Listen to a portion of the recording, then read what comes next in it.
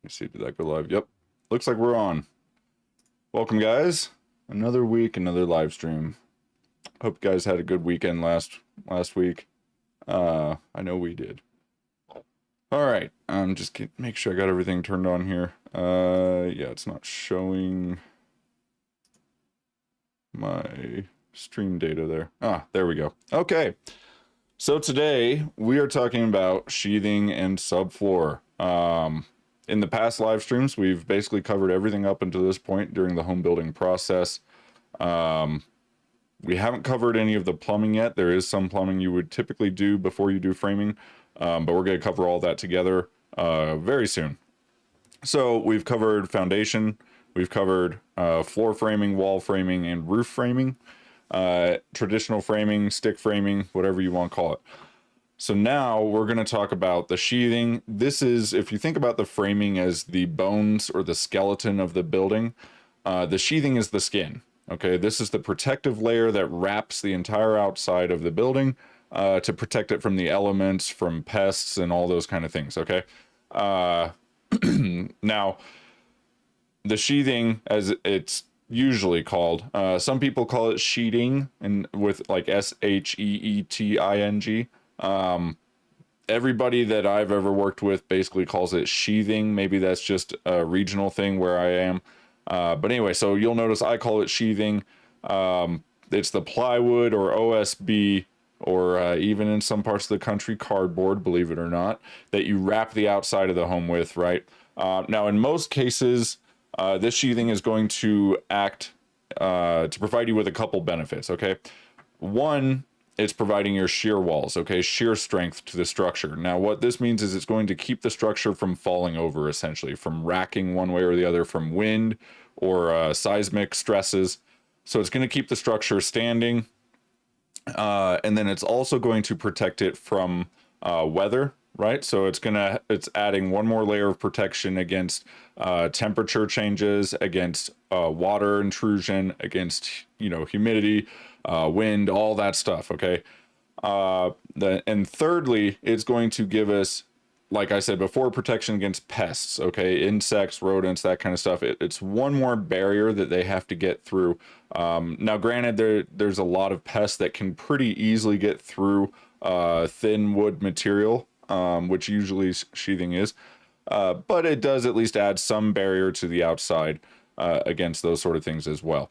So it's pretty important that you have sheathing. Now, there's also one other place where you're going to have a sheet good, which is what we call all the plywood, OSB, all these things that come in typically 4x8 sheets, a 4 foot by 8 foot sheet. We call those sheet goods. There are different sizes. Some can be 10 feet long or 12 feet long or what have you. But anyways, those are the basic ones. You also have subfloor. Okay, this is the same thing, usually plywood or OSB. This is what you're going to put down on top of your joists in order to create the base for your floor inside the structure. Okay. So because it's basically the same material, although usually a little bit thicker than what you're going to have on your walls and roof. But other than that, it's basically the same material. So we're going to cover all of that today. This probably will be a little bit shorter of a live stream than we usually do. When I usually do these, I try to plan for an hour long. If you go back and look at my past streams, I usually go over that by at least 50%. It is not unusual. So, but there's a lot to cover with this stuff. Obviously, even though this is not rocket science, you don't need to have an advanced degree to understand building a house. There is a lot of information. There's a lot to it, right? There's a lot of parts that go into it. And so there's a lot to talk about. Let's get this out of here. We don't need that. Let's go into our model. You guys probably remember this model from before. It's a very simple little 3-bed, 2-bath house that we've been looking at. This is essentially a rental model that I've designed. Let's take the wall. Oh, sorry, I'm on the wrong screen here. Let's take the walls off first. We don't need roof, so we'll take a look at subfloor to start. Oh, I don't have the frame. So you can see what the subfloor essentially consists of, right? It's just a layer of sheets all staggered, preferably staggered 4 feet, with the seams 4 feet apart, right? So you're halfway between a sheet with each with each seam on the next row. So this is a pretty standard typical way to do it. When you put the subfloor down, it's going to be right after you do all your floor joists, right? So let's go now. Unfortunately, it's going to show all the walls as well, because I don't have these separated out into different groups. But let's take a look at this. So you have your floor system in place, right? All the joists that are running across the house, the short distance across the house, right? Not the lengthwise, but widthwise. You have all the floor joists there.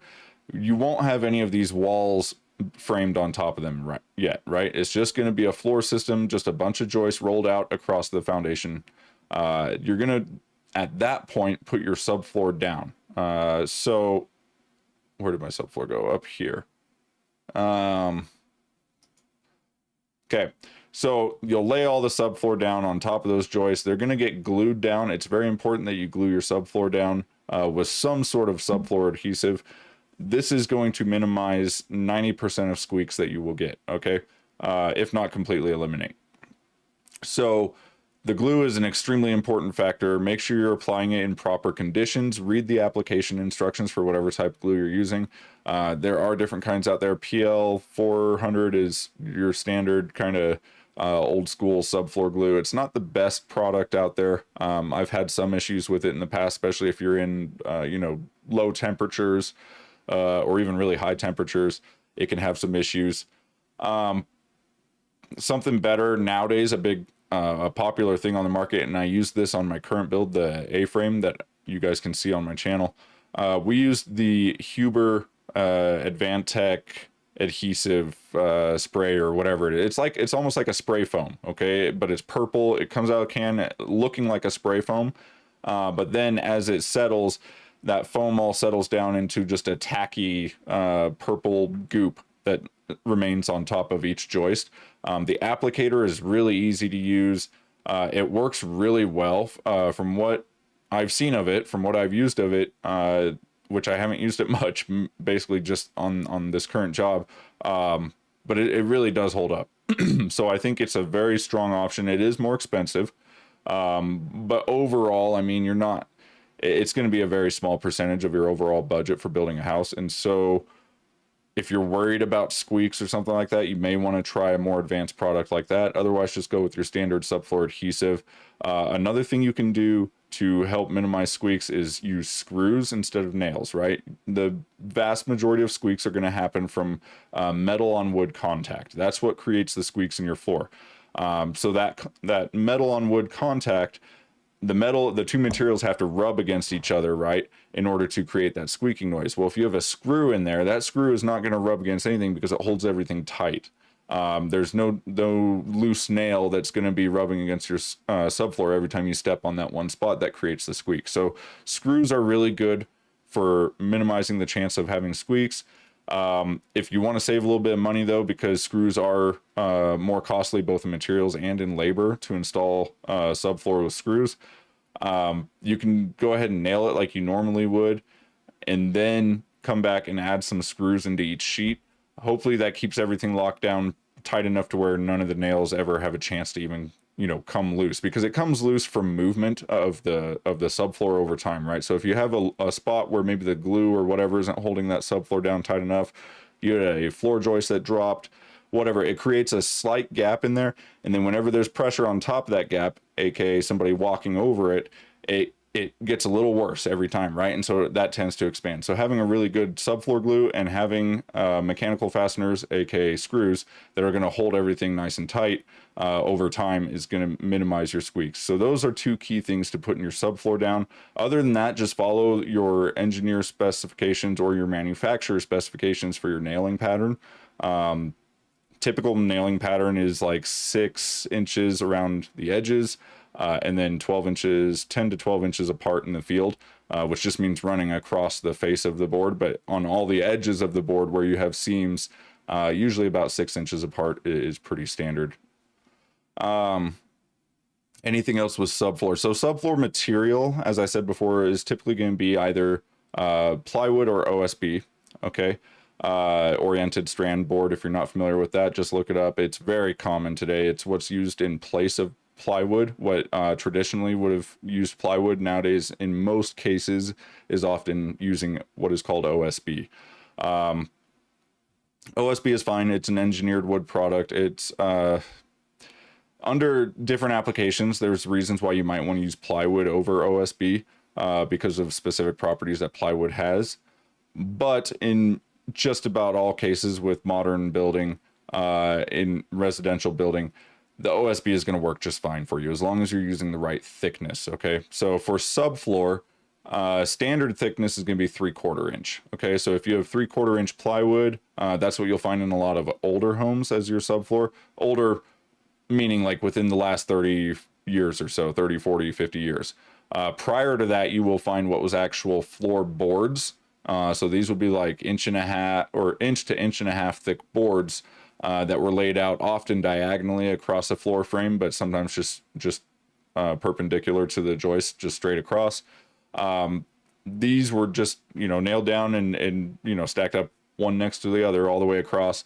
That was the old way of doing it. And then for about the last, I think it's like 50 years or so, I'm not exactly sure when it began, but I think it's been pretty common for several decades now, using either plywood or OSB. At first plywood, and now the market has really kind of transitioned into using OSB for all of this stuff, especially with some of the more advanced materials that we have nowadays. So that OSB has been taken by some companies such as Huber, and they've created their Advantech subfloor from OSB. It's a much more dense OSB than what you typically get with 3/4 inch subfloor OSB. I'm not really sure what all goes into it. I haven't done a lot of research into their manufacturing process, but it is a more dense, thicker, tougher type of OSB than just your standard OSB that you would pick up at the store.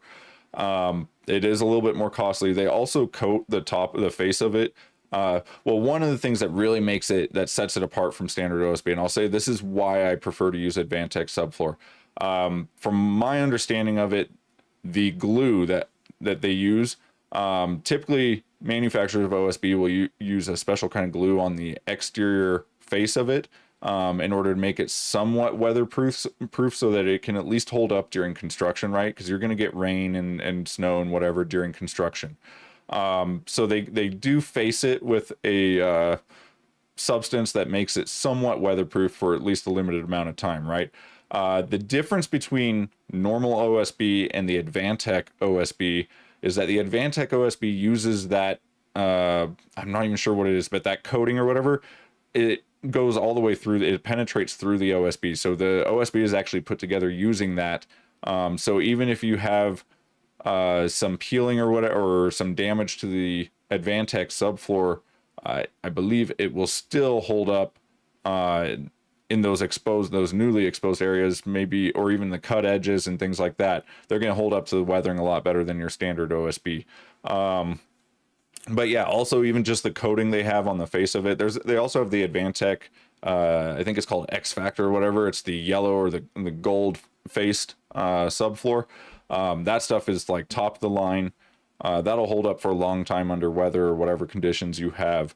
So if you're going for a premium product or you're expecting construction to take a really long time before you get dried in, that's probably what you want to go with.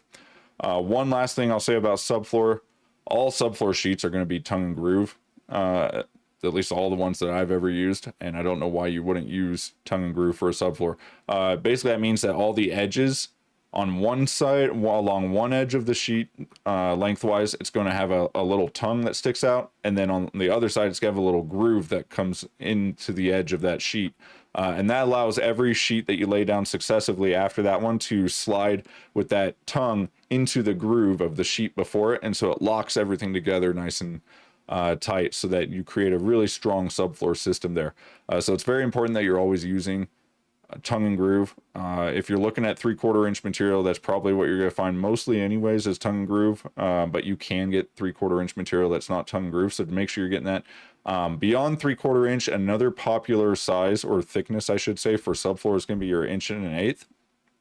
1 1/8 inch creates a much stiffer, better subfloor. Obviously, it's thicker material. It's going to be heavier. It's going to, it's going to be more costly. Obviously, there's more material there.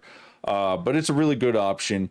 If you don't mind spending a little bit extra, it'll give you a much more solid feeling floor to have an 1 1/8 subfloor versus a 3/4 inch subfloor, right?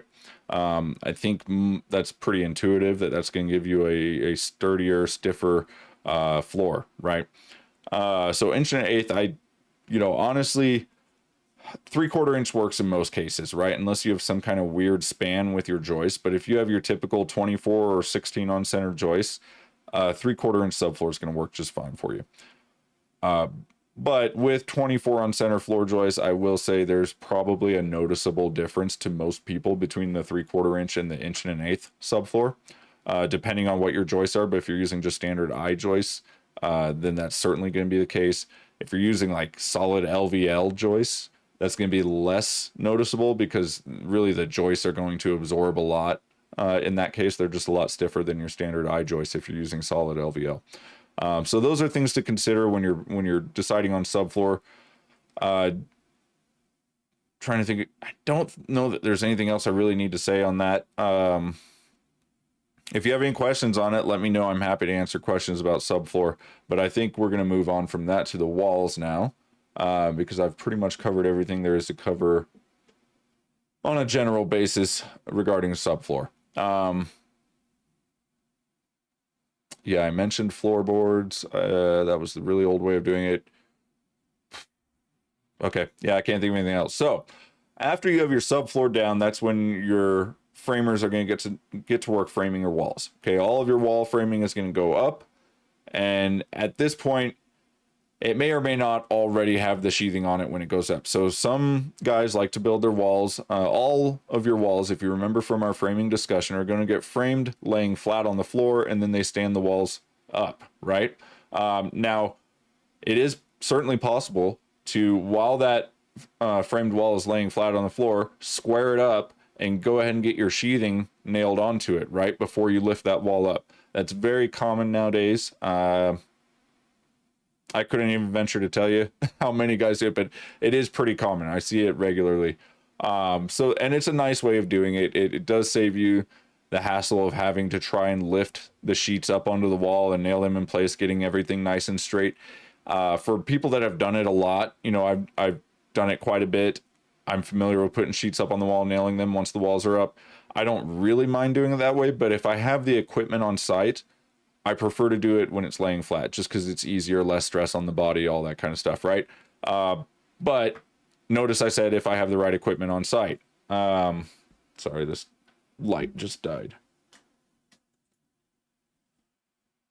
I don't know if I really need this light. As long as the other ones don't die, they keep the green screen in the background lit up well enough so that it stays evenly lit.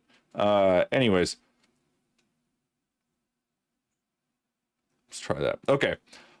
So you do need to have some heavy equipment to lift those walls up, because once you have all the sheathing and everything on there, they do get quite heavy unless you're just doing really short sections of wall, right?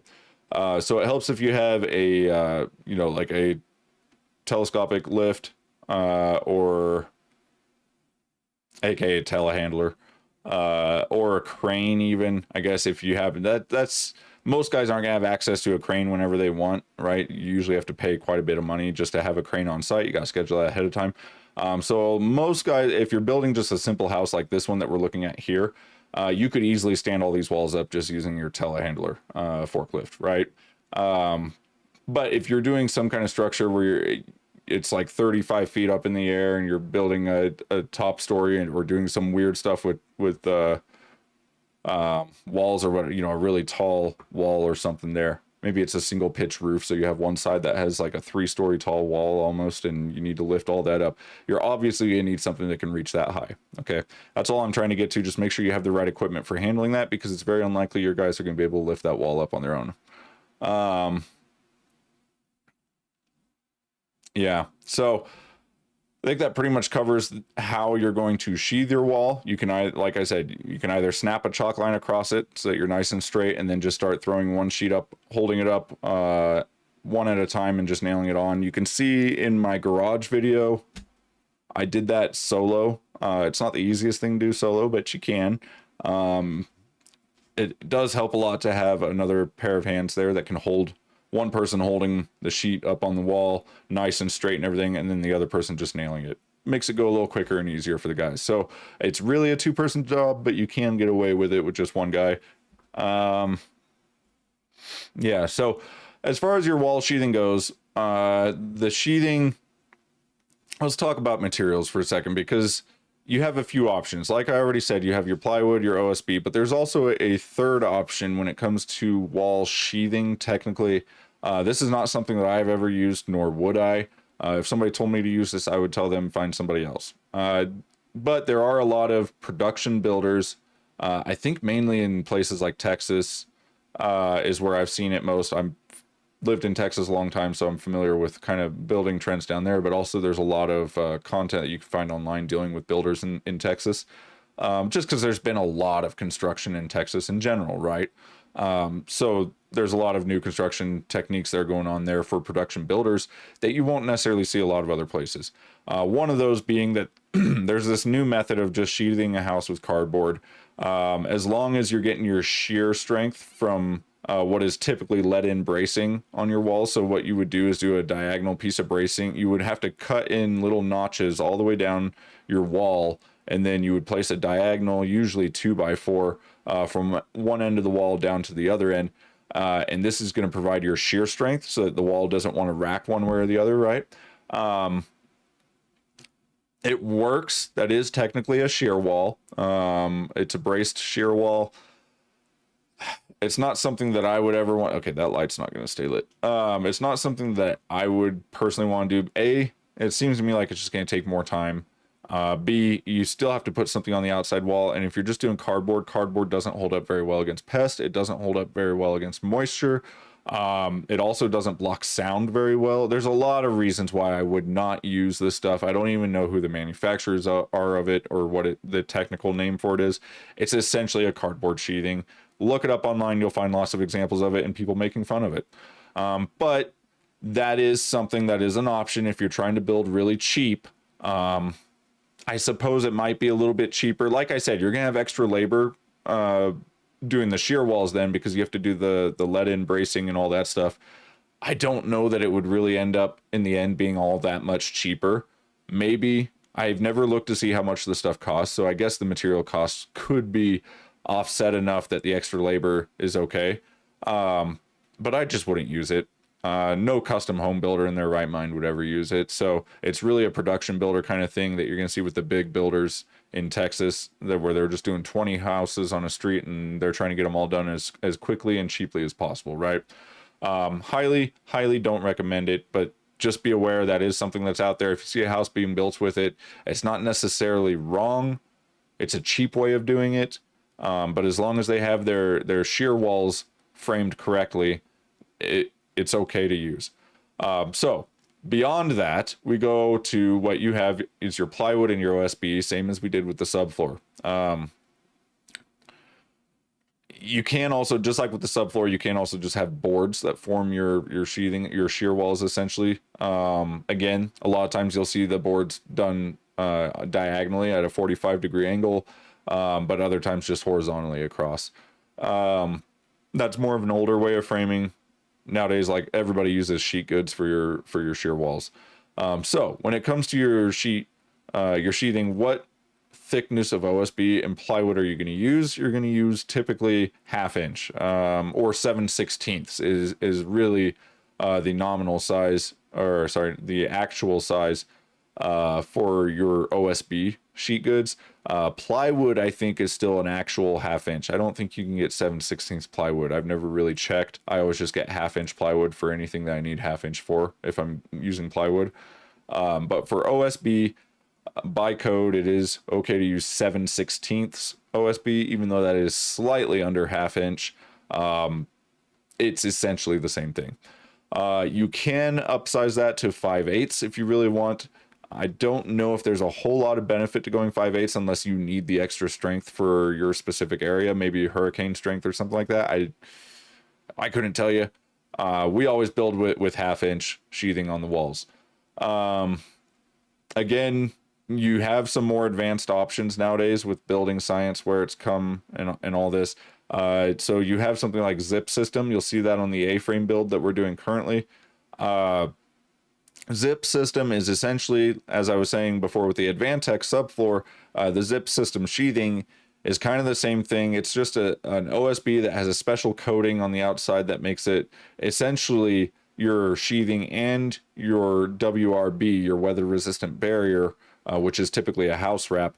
But with the zip sheathing, it puts the house wrap right on the OSB. So it's all installed at the same time. All you have to do is tape all the seams of the OSB sheets or of the zip sheathing sheets, and you're good to go as far as house wrap. You don't need any additional house wrap beyond that. I like zip sheathing because I hate dealing with house wrap. I also don't think house wrap is a very good product. It typically doesn't hold up very well to elements. Over time, it rips and tears easily. It's not going to be super airtight. Moisture and bugs and things can get up under it if it's not installed 100% correctly. You know, a lot of guys nowadays don't even tape their house wrap. You're in most cases supposed to actually use tape on all the seams of your house wrap so that it becomes one continuous sheet essentially. But a lot of guys I've seen don't even do that. So I'm not a big fan of house wrap, if you can't tell, but that is the cheaper way of going in most cases. I will say there are some options for getting zip cheaper, right? Occasionally they have certain rebates or whatever that will make it cheaper to where it's basically the same price as going with standard OSB. I know the zip sheathing we got for the A-frame build that I'm doing right now, we got that zip sheathing for essentially the same cost as standard 7/16 OSB. So it was almost a no-brainer to go with that. The zip sheathing really works well. It's yeah, I want to say other than the taping, it installs basically the exact same as your standard wall OSB. The only other thing that's really different with it is it has a little ridge along the edges of the sheets to self-gap the sheet. So when you install any sheathing on your walls, you should always be gapping it about 1/8 of an inch gap in between all your sheets, right? Because just for your expansion of the sheets in warmer weather and that sort of thing. The zip sheathing, as I was saying, has that ridge along the edge that self gaps it, so you can just lay that sheet tight down against the one below it and they'll be gapped by that little ridge. Okay, so it does make it a little bit easier and faster to install, which is nice as somebody who would be installing that stuff. I prefer that. So that's another reason why I like the zip sheathing. But if you're not the one installing it yourself, you probably don't really care one way or the other as far as that goes, as long as it's installed correctly either way, right? So that's one thing to really be aware of. This goes in with walls and roofs. All of your sheathing on your walls and your roofs needs to be gapped if it's just the standard OSB and not zip sheathing, or any other kind of advanced sheathing that has some sort of way to self-gap their edges. But if you're just using standard OSB for roofs and walls, you need to make sure they're gapped at all the seams. So that's pretty important. I see a lot of guys who are kind of newer or maybe don't know what they're doing, just lay the sheets tight against each other. And I've actually seen pictures online of what happens when you do that. And then the sheets expand and they create little ridges at all the seams underneath your siding or underneath your roofing. And it does not look pretty. So it is important that you do that. Let's see what else. The sheets are going to, let me turn on the sheets here so we're actually looking at them. I meant to do that. Wall sheathing. So again, you're just going to stagger your seams just like we did the subfloor. You want to try and land your sheets about 4 feet apart, your seams 4 feet apart, right? If you're using 8-foot sheets. Basically, and I didn't really discuss this with the subfloor, but with the framing, I think if I turn this just the right way, we might be able to see it. Maybe not. So let me take one of these sheets. That's not what I wanted. What was my hide button? I don't remember. No, that's not what I wanted. Hide. How do I hide? Oh, okay. I was close. Okay. So we'll hide that sheet. It's H, by the way, if you're wondering. H for hide. It makes perfect sense. I pressed G for some reason. I don't know why I thought it was G, but my muscle memory went that direction. I just didn't go far enough. I don't use that command a whole lot, but it is handy when you're trying to show things to other people.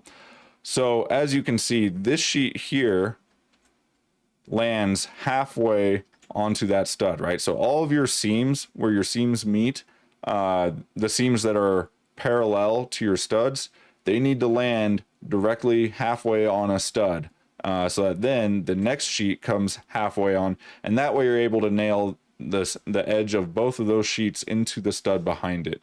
Another way of doing that is just having two studs upright next to each other. The only time that I do that is when I'm framing two sections of the same wall separately. I'll stand up each section separately, and what I'll typically do is have one stud at the end of each of those sections of wall, so that when they come together, both of them get stood up. There's two studs right there, and then I just nail those two studs together, and that ties the wall all together nice and tight. Technically you can do that with just one stud, but I like doing the double stud in that case just because it makes it a little easier to keep everything square and straight and get it all locked in nice. But normally what you want to do is just have your seams land halfway on a stud, and that allows you to nail both sheets along that edge into that stud with enough meat that it's going to meet your shear values. Okay. That's going to be the case with all your sheathing, whether it's subfloor, wall sheathing, or roof sheathing. That's how you're going to land your seams. You do not ever want a seam to land, the end of your sheet to land not on a stud, okay? And you don't want it to cover that whole stud, because you're always going to have another sheet that comes after it where the starting edge of that sheet needs to also be on that same stud. So that's why it's important that you lay out, when you're doing your wall framing, that you have your framing laid out properly at 16 inches on center or 24 inches on center, whatever you're going to use. You can even do 12 inches on center, as long as it's divisible by 4 feet, right? As long as your 8-foot sheet is going, that's what I mean to say. As long as your 8-foot sheet can land on a stud, regardless of which stud it started on, right? So when you're laying out framing, that's kind of the key to laying out your framing, is making sure that your sheets are always going to start and end on studs. Other than that, when you're building these walls, what you're going to put all the sheets on first, and then you're going to come back to your doors and windows and cut them out later. That can be done either with a router, which is my preferred way of doing it. I'll just drill a hole in the corner with my drill real quick, pop a router in there, and that router with a, what's it called? It's got a special bit that has a wheel on one end, a flush trim bit. You put a flush trim bit in your router, and it'll just follow the framing of that window all the way around, and you cut out the whole window that way, the sheathing on the window. Same thing with doors or any other cutouts that you have. That's a good way to do it. Another popular way to do it is with a Sawzall. You just pop your Sawzall blade in there and just follow the framing of the window all the way around from the inside, and that allows you to cut it out as well. Unless you've done it a lot, it's probably going to look really janky and messy when you finish. Guys that have done it multiple times and are familiar with the method can do it pretty cleanly. Although I will say a router always will look better. I don't think I've ever seen anybody do it with a Sawzall where it looked as good as it does with a router. So the router takes slightly longer, I would say, for most people. I think most people are going to be just a little bit faster with the Sawzall, but I think the router is worth it just for the nice clean look. And it makes the window installation and everything go a little more smoothly, right?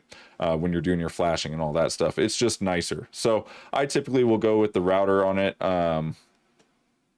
Let's see, you can see I got the doors there, windows, but you do want your sheets to stay continuous across so that your seams always land where they would be, right? So it's tempting, let me see if I can find an example. So it'd be tempting, like right here, to have this sheet end right, and then you're just going to cut out this window and then start with a new sheet right at the edge of this window and just go from there. So then, but then if you did that, this sheet that you start with on that edge would go all the way down to about right here. And then that seam is going to line up with the seam above it and below it. So that's why you don't want to do that. Just lay the sheets all out without any of the windows or doors in them, right? You want to just lay out a nice flat wall of sheathing and then go back and cut out your doors and windows for that reason. That way you make sure all of your sheets line up with their seams staggered properly. Looks really nice. The bottom sheet is going to overlap down here at the very bottom. Do I have the framing on? Yeah, I do. Is going to overlap with your bottom plate. Okay, so you're going to nail and make sure that you're using proper nails for going into pressure treated. If you're going into a pressure treated plate down here, you need to be using galvanized nails. So make sure you're using those. All the rest is fine. On the note of fasteners, when it comes to sheathing, you're going to want to use a special kind of nails. They're called ring shank nails. Okay, these are nails that have basically ridges all the way down the shank that really holds in the wood. Once you shoot that nail in the wood, it is extremely difficult to pull that nail back out. So that's very important for your shear values on your shear walls. Engineers are going to specify that in the plans most times. If you have engineering done, code also specifies that. So you need to use ring shank nails. That's going to make sure that those sheets aren't able to be pulled off by wind forces or seismic forces or whatever, right? It's going to be held on there a lot better. On that note, let's hope that you're getting it right and don't have to pull one of those sheets off. I've been in a situation where I've had to pull a sheet that we just nailed back off the building. I was working with a guy who was not always all there, and somehow we ended up putting a sheet on backwards. So I do also want to say, make sure there is a right side out and an inside, right? There's an outside and an inside face to each sheet of OSB typically. Plywood also has, typically your plywood that you would be using for sheathing is going to be called CDX plywood. Plywood is graded by the quality of its faces. Okay, so you have two faces on every sheet of plywood. Now it's going to be graded either A, B, C, or D. So you can have A plywood, you can have B plywood, you can have AB plywood. That means one side is A, one side is B grade. You can have C and D, which is what this is. So CDX is just C. One side is C grade, one side is D grade. This is essentially non aesthetic grade plywood. So it's not something that's going to be visible. It's just for framing and anything that's going to get covered up in the end, or anything rough that you don't need a polished finish on. If it's like furniture or finish work or any of that kind of stuff, you're going to want to use like a sanded plywood that has a nice clear face. That means no knots or anything like that. But anyways, I digress. For the wall sheathing, if you're using plywood, it's typically going to be CDX. That means you have C on one side, D on the other. OSB, it's going to be labeled on the OSB. You'll see writing on the OSB that tells you which side is which, but there's going to be a rough side and a smooth side, right?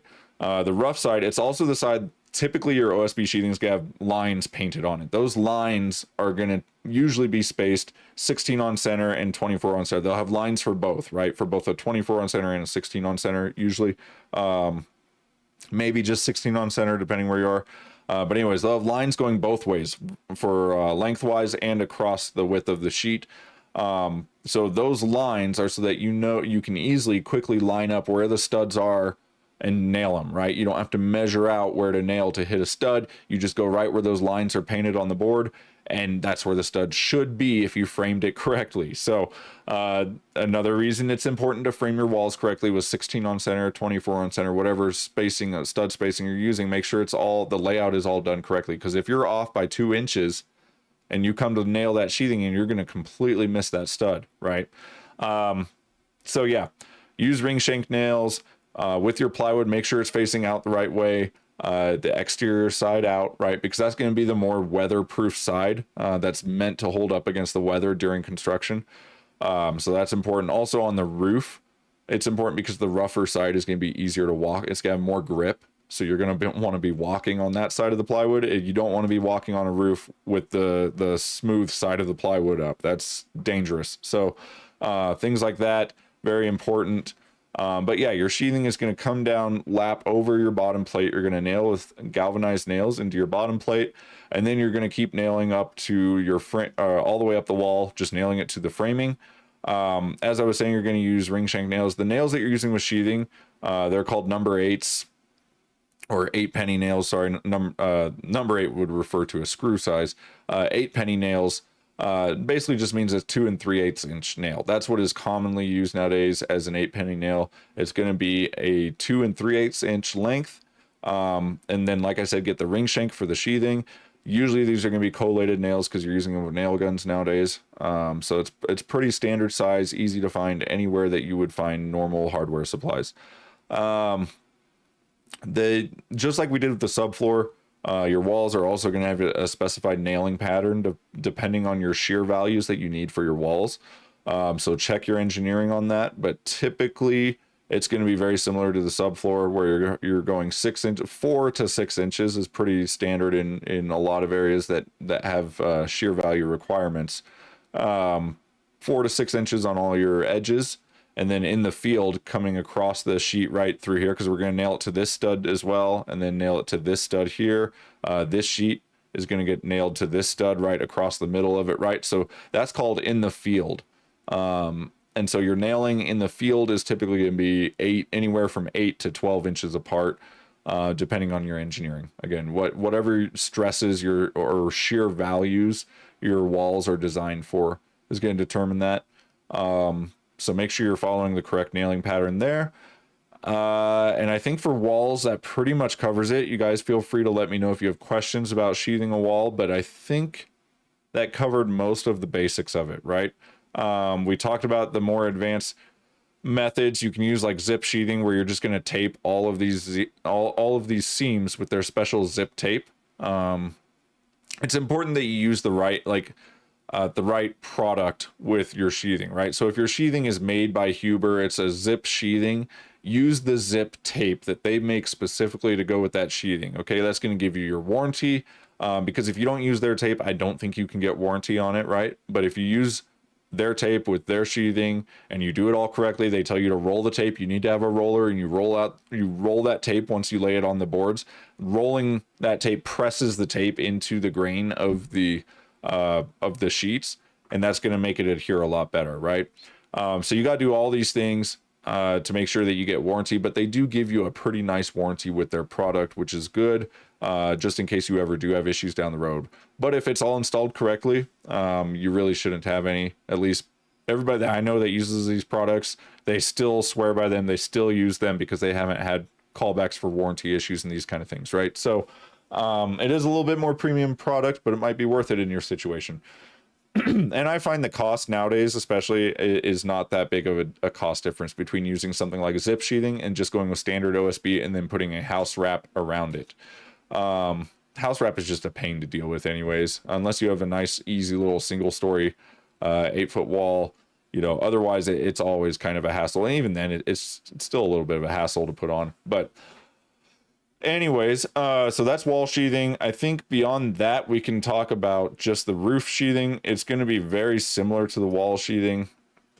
Again, you're going to want to land all of your seams on a truss or a rafter, depending on what kind of framing you have underneath.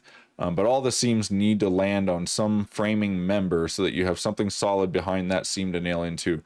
Because again, all of your edges of every single sheet need to be nailed typically 4 to 6 inches apart, right?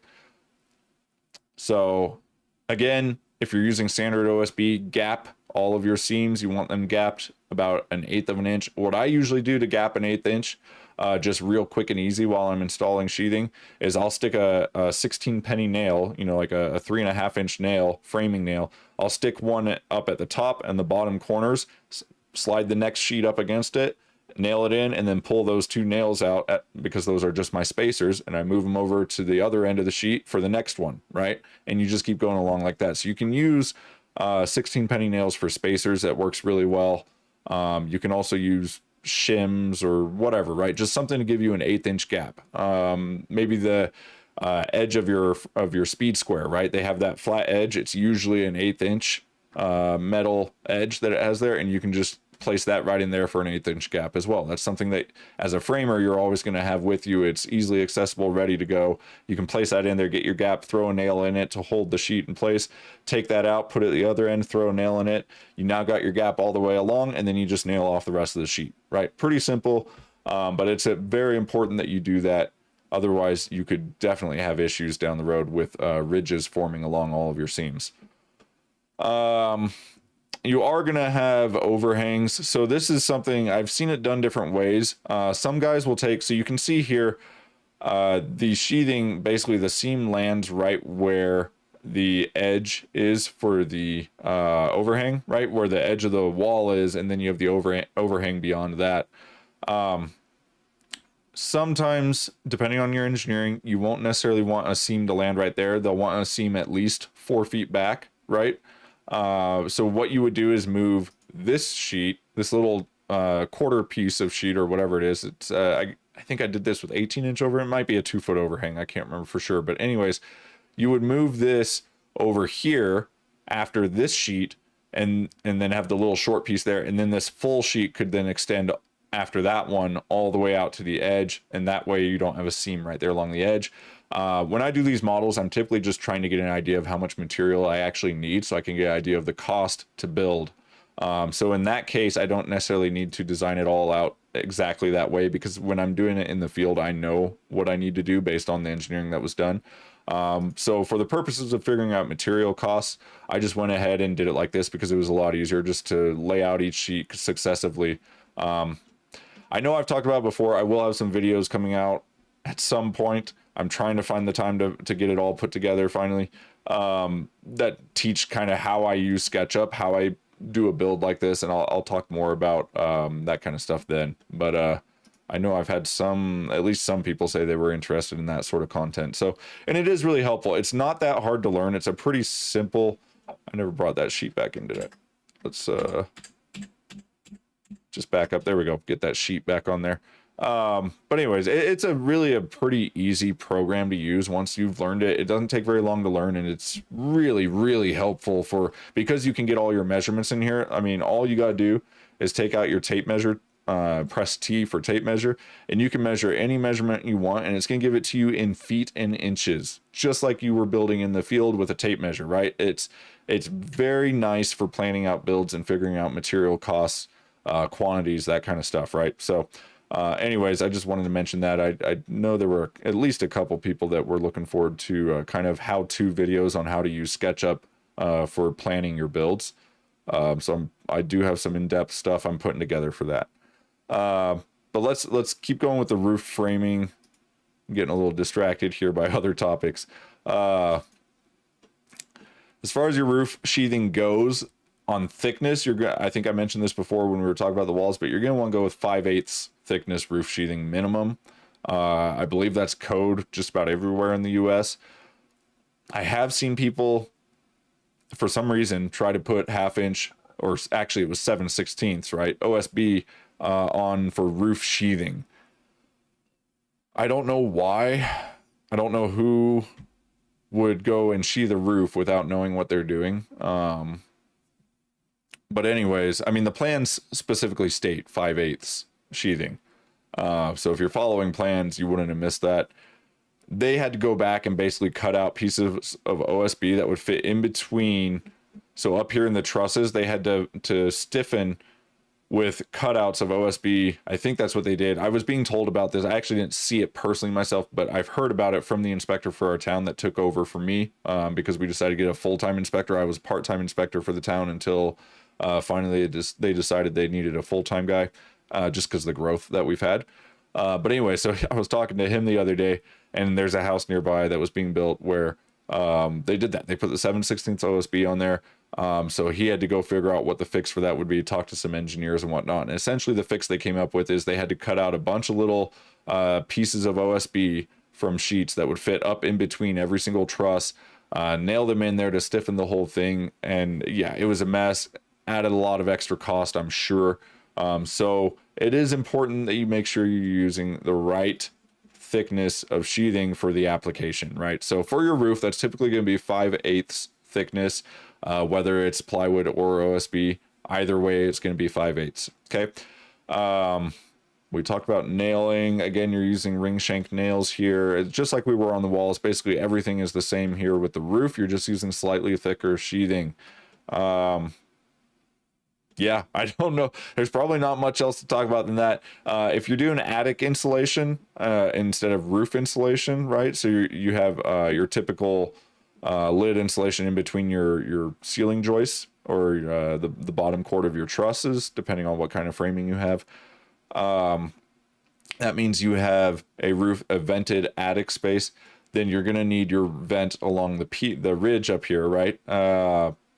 So this is gapped about 1.5 inches, I think, something like that. I don't remember exactly what came out. I guess I could check. What did it come out to? I'm curious. Oh, it was just under 1 inch. Okay. That is enough. Typically I'd try to go for between 1 inch to 2 inches, I think is pretty standard, but 1 inch is fine. If you're slightly under 1 inch, that's better than having to rip all of these sheets down like 1/2 inch. That just doesn't make sense. So you still have a decent gap there. But yeah, you do want to have that gap at the very top at the ridge in order to vent. So your venting is going to go from the eaves, right? You're going to have vented soffit in these eaves that allow air to flow up into the roof cavity, the attic space. And then that's going to flow all the way up to the ridge of the roof. Sorry, I'm all over the place with, why is it acting that way? Okay. Anyways, that air is going to flow all the way up, keeping condensation moisture buildup to a minimum, and then flow out the top, carrying that moisture with it. Okay. That's called a ridge vent. Pretty standard. So if you see a significant gap, 1 inch to 2 inch gap there at the top, that would be why. 2 inches might be a bit much, but usually like 1 inch to 1.5 inches, I think, is pretty standard. Hopefully your sheathing works out to a point. That's one reason why I like doing this 412 pitch on a house that's 24 or 25. What is this? 24 wide, 25 wide on the exterior, because you want to have 24 wide on the interior. But I like doing the 412 pitch roof because you can lay out all these sheets. I don't think I ripped that. Maybe I did. It does look slightly thinner, doesn't it? Yeah, it's like a 3-foot sheet, so it is ripped. Okay, I'm thinking of a different roof pitch. Maybe it was the 512. There is a certain pitch where on this size house, if you do that, you don't have to rip any of your sheets. It's an option, something to think about when you're designing it, but I like a 412 pitch, honestly, because it's the easiest to walk on and still gives you a decent amount of snow and water shedding. So in my mind, 412 is a really nice roof pitch if you're trying to go with a cheap build, just because of the ease of working on that roof pitch. Your sheathing is going to go quick and easy. Your roofing installations could go quick and easy, all that stuff, right? Anything else with roof sheathing? Any questions from anybody regarding anything that we've talked about tonight? Any of the sheathing, whether it's subfloor, wall sheathing, or roof sheathing? Again, with roof sheathing, you have the option of using something like a zip sheathing, or there's some other brands that do basically the same thing as zip sheathing. I've only used zip sheathing, so that's what I call it. But you can do the zip sheathing for the roof as well. With zip sheathing, you'll know it's the 7/16 because it'll have a green face, and then you'll know it's 5/8 for the roof because it'll have a brown face. Although there is also a 1/2 inch zip sheathing that has a brown face as well, so it can be a little confusing. But anyways, you'll see 2 different colors typically for the walls and the roof if you're using zip sheathing on your house. But yeah, again, you would want to tape all of the seams in that case with the zip sheathing. If you're not using zip sheathing, you don't necessarily need to tape seams or anything like that with regular OSB. With the roof, you're not going to have a house wrap like you do with the walls. So a lot of times with a roof, what I would do is take ice and water shield, because I live in a cold environment where we have a lot of very cold, snowy winters. We do have requirement for ice and water shield along the bottom, 3 to 4 feet of this. So usually what I'll do on a build like this is 2 rows minimum for ice and water shield. But if I'm not using zip sheathing, what I would actually do is cover the entire roof with ice and water shield. It's a peel and stick membrane that rolls out. I think they're about 3 foot wide usually, and they roll out across the roof. So it's a peel and stick. You'll peel a backer off of it, and then it sticks down to the roof. Once that's on there, if you cover the entire roof with it, it's bomb proof as far as moisture control, right? I mean, you could have a leak in your roof and it's most likely not going to get into the house because the entire roof is covered in ice and water shield. And that is the entire purpose of the ice and water shield, is to protect the roof from getting leaks, mainly due to ice dams, which form in the winter from ice buildup at your eaves, and then water gets trapped behind that ice. And when it pools up behind that ice, it'll find any penetration from nails or anything that it can to get into inside the structure, into your attic space. If you cover the entire roof with ice and water shield, that ice and water shield actually seals up, that membrane seals up around all the penetrations. So when you nail your roofing on, every single nail that goes through that ice and water shield is now sealed around that nail. So it basically minimizes, I don't know if it completely removes the possibility of leaks, but it greatly minimizes the possibility of leaks by having that ice and water shield on there. So if you want a leak proof roof, it's not the cheapest stuff in the world, right? One roll, what is the length of one roll? I want to say it was like 50 feet, but I could be wrong. 50 or 60 feet, I think, something like that. Anyways, one roll is going to cost you about $200 for 50 to 60 feet of the Grace ice and water shield, the good stuff. There are cheaper ones. Grace does make a cheaper version that's like $100 a roll, or I think like $130 a roll or something like that.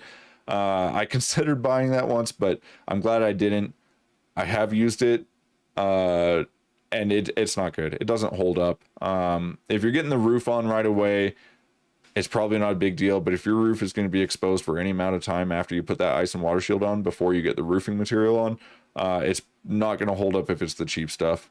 I don't think it has the same UV protection. I don't think it has the same protection against ice and that kind of stuff. So if it's going to be out in the winter, don't use it. The more expensive stuff is going to be what you want. It's, I think, $212 a roll is what I seem to remember. It's just over $200 a roll. So if you're covering an entire roof of this size with it, you're going to be spending over $1,000 on this stuff. But then again, $1,000 out of the total of, $200,000-$300,000 that you're going to spend building this, very minimal cost. And like I said, it will make that roof moisture proof, essentially. Not moisture proof, leak proof. That's what I meant to say. Moisture control is a whole separate thing. That depends a lot on like insulation, vapor control, the humidity of your environment, lots of different factors that go into moisture control. But at least as far as leaks go, you're not going to have a lot of leaks if you go that route. So that's something that I like to do, make your roof just a little more leak proof for not that much extra cost, right? But that was a huge digression. What I meant to say is, well, we were just talking about how you're going to finish. If you're using zip system, you're going to want to tape all your seams. If you're not using zip system, one way to make that roof really leak proof is to go ahead and put that Grace ice and water shield across the entire roof. There are other brands too. It doesn't have to be Grace, but any other brand of ice and water shield. They all have, they'll work to varying degrees. Some of them won't hold up so well to UV. Some of them won't hold up so well to high temperatures. There is a high temp version. What is it? Grace ice and water HT, I think, just high temp. HT, I think, is what it's called. So if you live in like Texas, Arizona, Florida, where temperatures get really hot, and especially if you're using like a darker colored roof, like black asphalt shingles or black metal or anything like that, that's going to get really hot, you probably most likely want to use the high temp version of the ice and water shield. But yeah, other than that, I think that pretty much covers everything as far as sheathing goes and subfloor. So as I said before, guys, feel free to leave comments, questions in the comments, and I'll try and get back to you on them. Sheathing is pretty straightforward, but there are a few things that you need to pay very close attention to when the sheathing is being done on the house. Primarily, you want to pay attention to your weather barrier. If you're going to use zip sheathing or whatever, then the tape. Otherwise, you're going to have a house wrap that goes on. There's not really much talk about house wrap. I didn't say anything on it really, but it's just like a paper product. Essentially, it comes in big 9-foot rolls, and you're just going to roll it all the way around the house, staple it onto the wall. You can use cap nails or staples, and just secure it to the wall. You should tape all the seams on it. There's different kinds of house wrap. I mean, so you can get the basic white house wrap, right? That's just like a paper. It falls apart pretty easily. It's not the most durable material, but that's going to be your cheapest option. Then you can go to a drain wrap. This is going to be, so it looks kind of the same. It's like a white house wrap, but it's kind of like wrinkled. It looks like it's been wrinkled really badly. This basically just makes it so that there's a little bit of area for drainage of water that gets on that house wrap. So it's not just like a flat piece of paper pressed up behind your siding. So drain wrap, that's a good alternative to just your standard house wrap if you want to give yourself a little bit of a drainage plane back there and you're not doing something like a rain screen. I would recommend that. There's also the blue house wrap, and I don't remember the blue. So the blue house wrap is like a woven kind of house wrap. It holds up a lot, but it doesn't tear nearly as easily. So it holds up better over time, I find. I like using the blue house wrap. It is a little bit more pricey than the white stuff. But it's the woven house wrap is really nice. If you're worried about wind and that kind of stuff, it holds up a lot better. So there's different things for that, but that's what you're going to put on the wall over top. If you're using a zip system sheathing or something similar, then obviously you're not going to have a house wrap, because the house wrap is included. The WRB, the weather resistant barrier, is included on the sheathing itself. And all you have to do is tape all those seams. Yeah, that pretty much covers it, guys. Like I said, today was going to be a little bit shorter. We still went for an hour, basically. But yeah, that's a little shorter than I usually do, because really sheathing is a pretty straightforward basic topic in home building. There's not a whole lot to understand to it. Oh, the other thing I was going to say, the other important thing to sheathing, two things that are really important and key to pay attention to. First, the thickness of your sheathing, right? We talked about it a lot. Make sure, if for subfloor, 3/4 inch or 1 1/8 are both very common choices. For your walls, code is usually going to require 1/2 inch or 7/16 inch. OSB is essentially the same thing as 1/2 inch, and it meets code. And then for your roof, you're going to want to go with 5/8 thickness. You can go with thicker. You can even go with roof boards, like tongue and groove roof boards. You'll see that a lot on cabins or things that have exposed the roof boards exposed under the eaves and that kind of stuff. So it gives you a more rustic look. They're going to be a little more expensive. Those are usually 1.5 inch thick. They're just like 2x6s, but they just have a tongue and groove side. So that's also an option. But if you're going with your typical OSB or plywood sheathing, you're going to be 5/8 inch thickness on that. 4 foot by 8 foot sheets, just like with the walls and the subfloor. Everything is going to be staggered seams. That's another very important thing, staggered seams, okay? And then the last important thing that I wanted to talk about was the fasteners, or that I mentioned was fasteners. You're going to need, your nails need to be ring shank nails. If, like on the walls, if they're going into pressure treated lumber, they need to be galvanized. Otherwise, they don't need to be galvanized. But yeah, make sure they are proper length. For 5/8 sheathing, a 2 3/8 length nail, that's going to be an 8-penny nail, is going to be the correct length of nail for that. If you're going with the 1.5 inch thick roof boards, obviously you're going to want at least a 3-inch nail there. And then yeah, that's and your nail spacing is going to be the other big thing to pay attention to on especially roof sheathing, but all of your sheathing, right? The nail spacing, edges are typically going to be, as I said before, 4 to 6 inches, depending on your requirements. Sometimes they can go up to 8 inches, I guess. But in my area, at least 6 inches is the most common. And then in the field, coming across the face of each sheet, as you nail it into each truss or stud behind it, in the face of the sheet, not the edges, you can go up to usually about 12-inch spacing between nails. I usually do 10-inch spacing, roughly, just to play it safe, even though 12 is what's required. I like to go a little bit less than that, less than what's actually required, right? But yeah, so that really are the main things you need to pay attention to with sheathing. Making sure you're using the right thickness. I told you the story about the guys who went with the 1/2 inch thickness on the roof, and they had to go back and do some really painful fixes that added a lot of time and labor to their build. So make sure you're using the right thickness for your requirements in your area. It's typically 1/2 inch on the walls, or 7/16 if it's OSB, 5/8 inch on the roof, and then, like I said, 3/4 or 1 1/8 for your subfloor. So yeah, thickness, your fasteners, make sure you're using the right kind and the spacing of them. And then your weather resistant barrier is going to be an important key to that, and staggering your seams. I guess that's four main things to pay attention to there with your sheathing. As long as you pay attention to all that, you should be just fine. It's pretty straightforward. It goes quick. Once sheathing has begun on the house, you'll find that it gets done pretty quick if it's not done while framing. As I mentioned towards the beginning of the video, you can always put your sheathing on the walls as you're framing them, it goes up. And then the roof, once the roof trusses or rafters are all in place, sheathing that roof, unless you have a really steep roof pitch, sheathing that roof should go real quick, usually done in a day. If you have a large house, maybe a couple days. But yeah, I think that's going to cover everything, guys. So next time, I think what we'll do, we're basically at the point now where we can start talking about MEPs, all of your rough-ins that go in. So MEP, for those that don't know, is going to be your mechanical, electrical, and plumbing. And you're going to be doing all of your rough-ins at this point, right? So all your electrical wiring needs to be done. All of your plumbing, water lines and drain lines, DWV, drain waste vent, all needs to go in.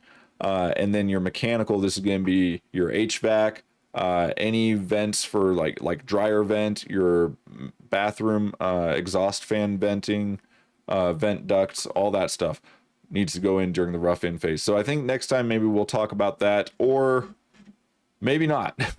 There's a couple other topics I kind of want to get into as well. So we'll see. I may take a break from the building guides, and we may talk about some more investment side of like strategic investment side stuff with home building. I don't know. Yeah, I don't know. You guys let me know. What are you more interested in hearing more about? Do you want to keep going with kind of the build process and going through each stage? Do you want to hear more about the budgeting and the investment side of it? How do you make money off of these? What numbers should you be looking for to be profitable? What are the strategies in order to successfully do this over and over again? Things like that. Let me know. Excuse me. I'm happy to talk about any of that stuff. But yeah, unless something else comes up, we'll probably talk about MEPs next time and your rough-ins. We'll go through that. And then from there, we're getting into like insulation, your drywall, sheetrock, whatever you want to call it. And then finishes from there. On the exterior, the only things that are really left at this point is going to be your siding, trim, and your roof. And, we still got to get windows and doors in as well. That's a good question. When do I want to talk about windows and doors? Because really at this point you would be putting your windows and doors in as well. You kind of want to get those in really early on so that the house is all dried in. So we could talk about dry in next time as well. Maybe I'll do dry in before we go to rough in, because you really want to have the house completely dried in before you go to your rough in phase. So a dry in would essentially mean that you have all your sheathing with your WRB on, right? Your house wrap, or if it's zip sheathing, just have all the sheathing taped and everything. And then also you would have your windows and doors in, right? So there's no large openings in the house that rain or whatever can get in through, animals and all that kind of stuff, right? So you would have all of your openings filled in with their windows, doors, whatever goes there. Any of your vent terminations through the sheathing would have their vent covers on. And then on the roof, you would typically just have your roof done. Technically the roof is dried in if you go with something like I was talking about earlier, where you cover the entire roof with the peel and stick ice and water shield, right? If you did that, then technically it's dried in at that point. But really you want to get that roof on as quickly as possible. And the roof will be your dry in for that. So whether you're doing shingles, metal, tile, whatever it is, right? And that's pretty much it for the dry in. I don't know that there's really a whole lot we can talk about when it comes to that.